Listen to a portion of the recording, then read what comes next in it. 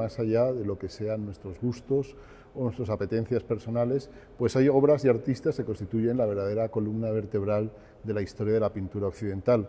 Y Tiziano y las poesías pues son parte de esa verdadera columna, ¿no?, como digo, del arte occidental. Son obras que se llamaron ya entonces poesías, y es el nombre que ha recibido en la historiografía, y con ello quería decir tanto el autor Tiziano como el promotor del conjunto, el entonces príncipe Felipe, después rey Felipe II de España, que la poesía era como la pintura, lo cual tenía múltiples significados. La poesía era un arte liberal, con lo cual la pintura quedaba asimilada a un arte liberal. Tenía también un significado para el pintor, que le daba una libertad a la hora de interpretar y elegir los temas. De hecho, algunos temas de las poesías pues fueron invención de Tiziano, es decir, no derivan de ninguna fuente escrita, ya sea contemporánea o clásica.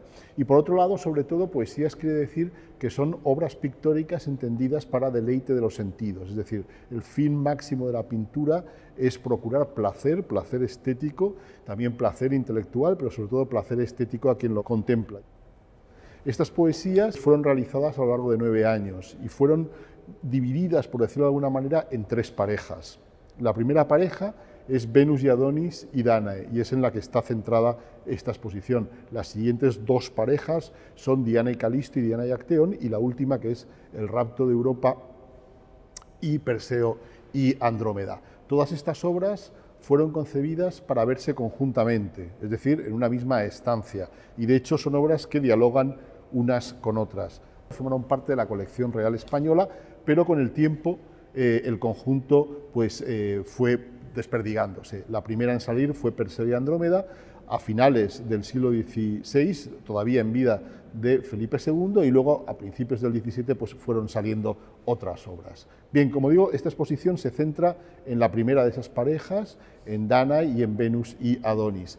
Es la única para la cual tenemos testimonios de cómo quería Tiziano que las viéramos. La primera de las obras que entrega es Dánae, donde aparece una figura vista de frente. La siguiente que entrega, un año después, en 1554, es Venus y Adonis. Lo más llamativo de Venus y Adonis es que lo primero que vemos es la figura de Venus de espaldas. Bueno, en la carta en la cual Tiziano envía, que acompaña al envío del cuadro, le explica a Felipe II que la ha puesto de espaldas no por falta de arte, sino por doble arte. Es decir, lo que intenta demostrar con la contemplación simultánea de las pinturas es que la pintura puede igualar e incluso superar a la escultura en lo que tradicionalmente era su punto débil, y era en mostrar la tridimensionalidad, es decir, los distintos puntos de vista de las figuras. Eso lo encontramos también en la Dánae, la segunda Dánae que pinta Tiziano. La primera la había pintado unos años antes para el cardenal Alejandro Farnesi, se conserva en Capodimonte. Para el cuadro de Felipe II incluye una vieja que aparece avarienta recogiendo el oro, ¿no?, en el cual Júpiter se ha convertido para poseer a Dánae. Esa vieja enriquece extraordinariamente la pintura, puesto que brinda una serie de contraposti, de oposiciones. Por un lado tenemos la figura desnuda frente a la figura vestida, la figura vista de frente contra una figura vista prácticamente de espaldas, lo que es la belleza de la juventud contra la fealdad de la vejez, es decir, una serie de elementos que resultaban tremendamente atractivos para los espectadores sofisticados de aquella época.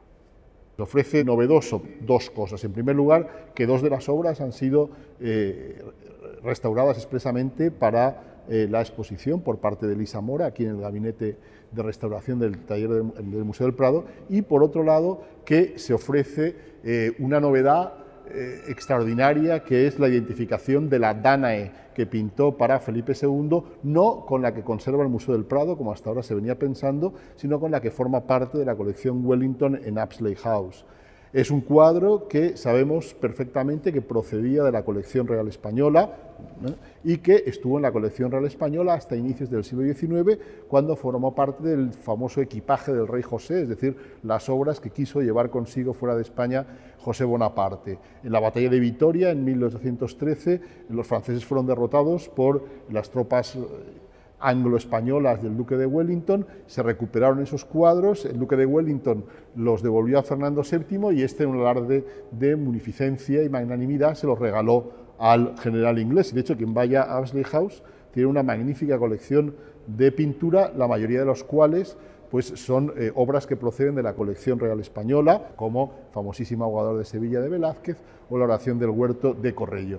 Pero a diferencia de estas obras, la Danae no está o no se exhibe en la parte pública, en la parte museable de Apsley House, sino que está en la parte privada. Al estar en la parte privada no se conocía la obra hasta que hace apenas unos pocos años un historiador inglés, Paul Ioannidis, llamó la atención sobre ella y dijo que creía que podía ser la pintada para Felipe II.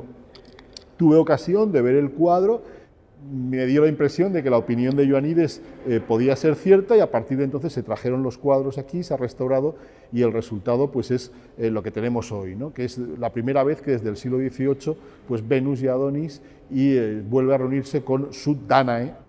Estas son dos de las primeras poesías que se convertirían en uno de los ciclos, sin duda el ciclo mitológico más importante y más influyente de la historia occidental. Los innumerables Danaes y Venus y Adonis que a partir de este momento pues pintan pintores de todas épocas, de todas las escuelas europeas, pues tienen todas su punto de arranque en estas dos primeras pinturas enviadas por Tiziano a Felipe II en 1553 y 1554.